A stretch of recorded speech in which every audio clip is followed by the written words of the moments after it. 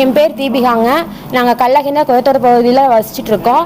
September 3ஆம் தேதி 2023ஆம் தேதி எங்களுக்கு வந்து ஒரு எதிர்பாராத சம்பவம் நடந்துச்சுங்க.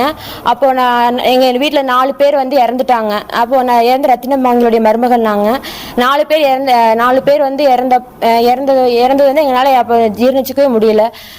அப்போ நாங்கள் ரொம்ப மன உளைச்சல் இருந்தோம். எங்களுக்கு வந்து நீதித்துறையும் காவல்துறையும் அப்போ ரொம்ப சப்போர்ட்டாக இருந்தாங்க. எங்கள் ஊர் மக்களும் பொதுமக்களும் எங்களுக்கு ரொம்ப ஆதரவாக இருந்தாங்க. இப்படி ஒரு சம்பவம் நடந்தது வந்து எங்களால் எதிர்பார்க்கவே நாங்கள் இல்லைங்க. இந்த சம்பவத்துக்கு வந்து நீதித்துறை வந்து குறுகிய காலத்தில் தீர்ப்பு வழங்கி ரொம்ப ஆறுதலாக இருக்குது.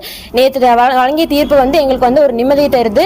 4 பேர் இறந்த அவங்களுக்கு வந்து ஒரு ஆத்மா சாந்தி வந்து ஒரு நம்பிக்கை எங்களுக்கு இருக்குங்க. இப்போ வந்து எங்கள் பகுதியில் வந்து புறக்காவல் நிலையம் செயல்பட்டு இருக்குங்க. இந்த புறக்காவல் நிலையம் வந்து எப்போதுமே செயல்படுற மாதிரி ஆவணம் செய்யணும்னு நாங்கள் தமிழ் அரசு கேட்டுக்கொள்கிறோங்க.